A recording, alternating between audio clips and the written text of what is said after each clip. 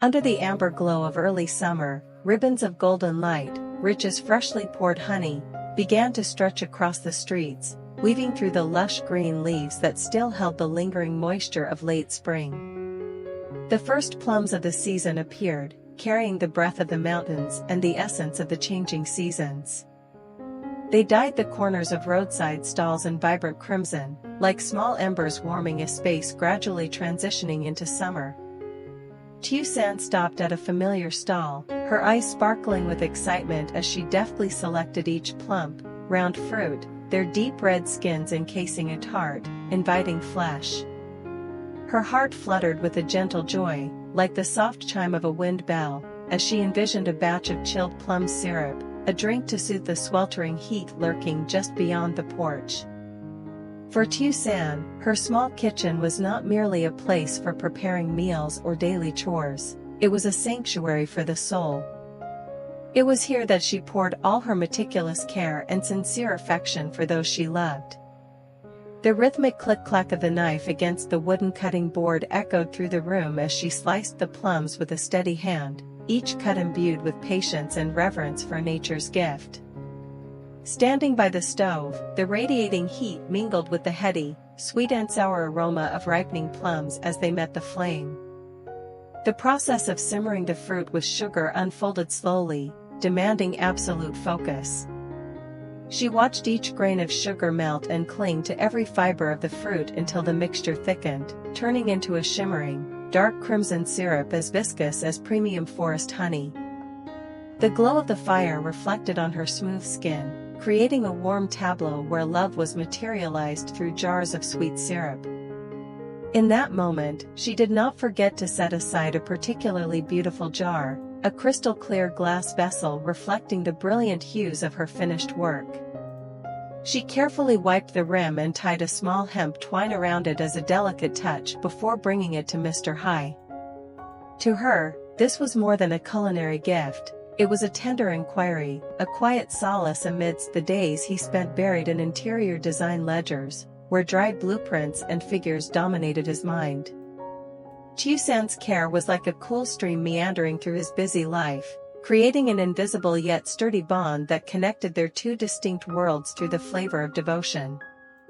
However, in stark contrast to the serene and loving atmosphere of Tieu San's kitchen, reality was shifting in a darker, heavier direction elsewhere.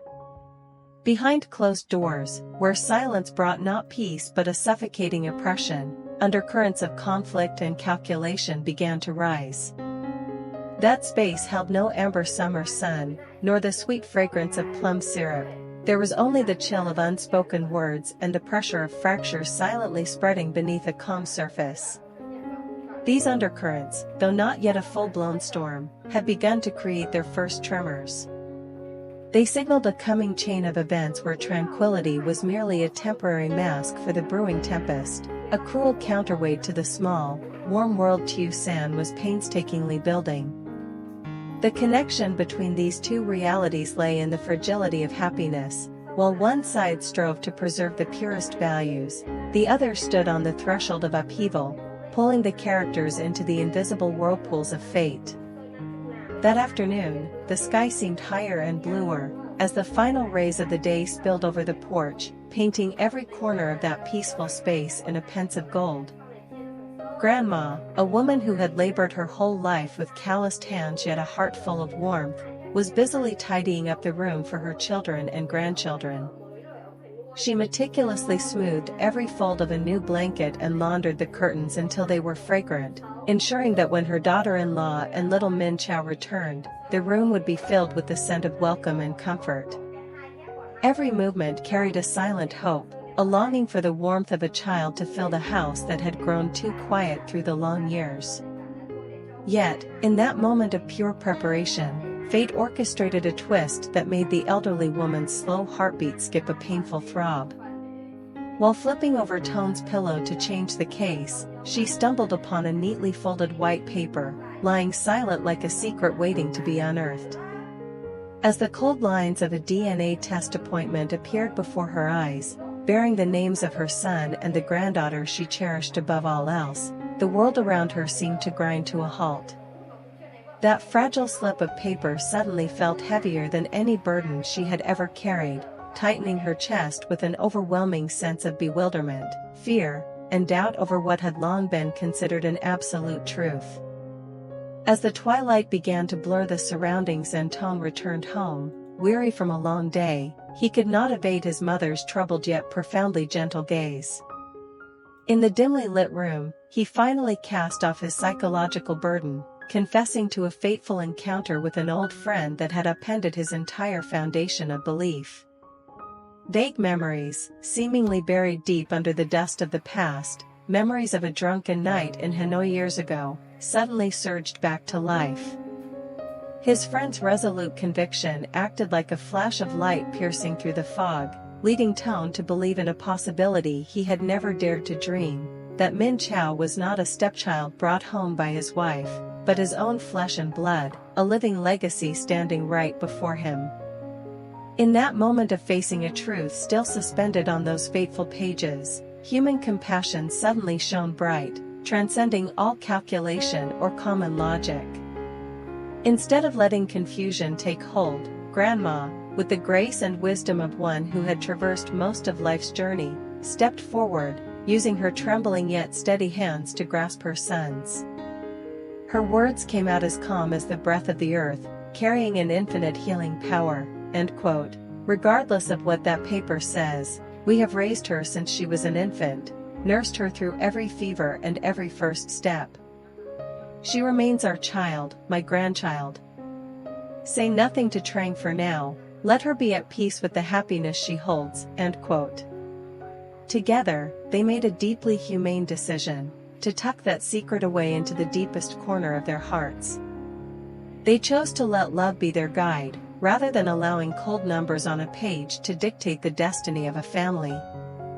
For Grandma, the resemblance between Min Chao and Toan required no scientific validation. It was evident not just in the end quote, carbon copy end quote, features of her face, her gaze, or her smile, but in a strange, sacred bond, an invisible thread of destiny that had silently woven them together through all of life and ups and downs. This piece, though built upon a staggering secret, brought a sense of extraordinary stability. It stood in stark contrast to the undercurrents threatening to swallow other spaces elsewhere. While other lives might be fracturing under the weight of schemes and calculations, in this house, love chose to shield and protect. It transformed doubt into the strength of enduring connection, writing a new chapter where the human heart remains the only true measure of reality.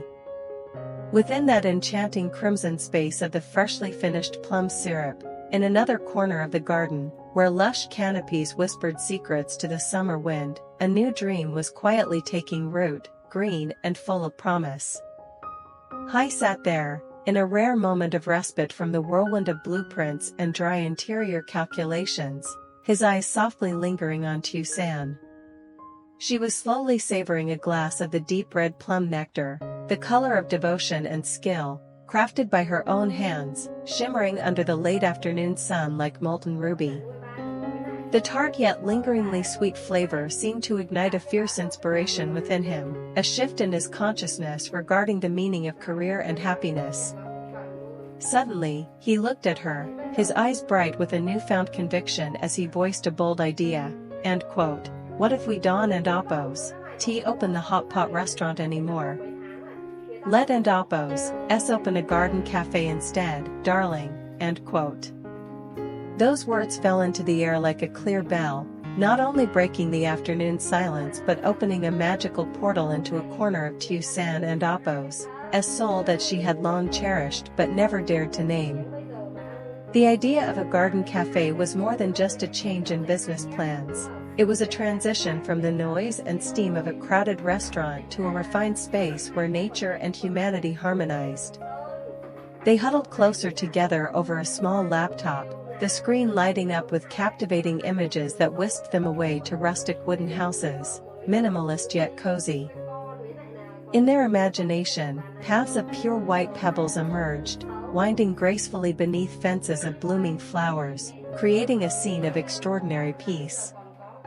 Tieu San allowed herself to drift into visions of the future, seeing herself standing amidst the tranquility of her familiar homeland. She imagined handcrafting fragrant fruit teas, using fresh ingredients from this very garden to welcome guests from afar. To her, happiness had become purely simple, working from home, breathing in the scent of flora each morning, and witnessing the joy of others as they enjoyed the fruits of her labor. The previous setbacks regarding the restaurant and Oppo's location, which had once been a heavy burden, suddenly felt as light as a passing breeze. She realized that perhaps the destiny of the land had skillfully guided them away from the hustle and bustle, leading them toward a poetic, sustainable path that resonated more deeply with their souls. The story pauses with a firm promise of a future taking shape.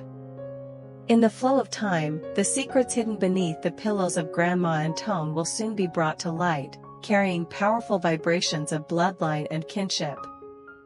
Wooden structures and garden landscapes will soon rise upon their ancestral soil, realizing dreams born on a sunny summer afternoon. Yet, above all events or plans, the most profound lingering element is the sweet flavor of tolerance, that noble sentiment that binds these people together, regardless of the storms or undercurrents lurking outside. Life, through the eyes of Tieu San and her loved ones, is exactly like the batch of plum syrup she had so painstakingly created. To achieve that honey-like shimmer and density, it had to endure the tartness and bitterness of the early season fruit and survive the intense heat of the simmering stove. Only after passing through such trials and refinement could everything crystallize into a sweetness that is rich, elegant, and unforgettable. It is a sweetness not just of sugar or fruit, but of human hearts that cherish one another, using love to dissolve doubt and perseverance to build dreams. That flavor will linger forever on the tongue and in the souls of those who live for one another with utter sincerity. The link between their past, present, and future has now become a closed circle of kindness, where every stage of life is a note in a symphony of family happiness and spiritual freedom. Xin chào tất cả mọi người đã quay trở lại với kênh của mình. Nay thì mình trở tới tập tiếp theo của video về câu chuyện của Tiểu San nha mọi người. Thì video hôm nay thì mình kể lại cái bộ phim, mình kể lại cái video hôm trước. Thì Tiểu San với Hải trước thì có ý định là sẽ mở nhà hàng, rồi là sẽ mua lại nhà hàng và sang tên. Cái nhà hàng đó thì bao gồm cả quán ăn rồi cả cái khu vui chơi các thứ, nhưng mà cái số tiền nó quá lớn, nó lên đến tận 4 tỷ. Và Hải còn đang có dự định xây nhà cho Tiểu San nữa, nên là cái số tiền nó không đủ để có thể làm hết tất cả, nên là cả hai đã quyết định là sẽ chuyển hướng như mọi người. Tiểu San thì là một người rất là khéo, ngoài kinh nấu ăn các thứ ra, Tiểu San còn pha chế cũng như là các món nước uống rất là ngon, nên cả hai đã quyết định chuyển hướng sang mở quán cà phê. Vậy thì hành trình tiếp theo của Tiểu San và Hải như thế nào, cũng như kết quả ADN của con của Trang như thế nào, liệu Toàn có phải bố ruột hay không, thì mời mọi người đón xem tập sau nhé. Tạm biệt mọi người và hẹn gặp lại.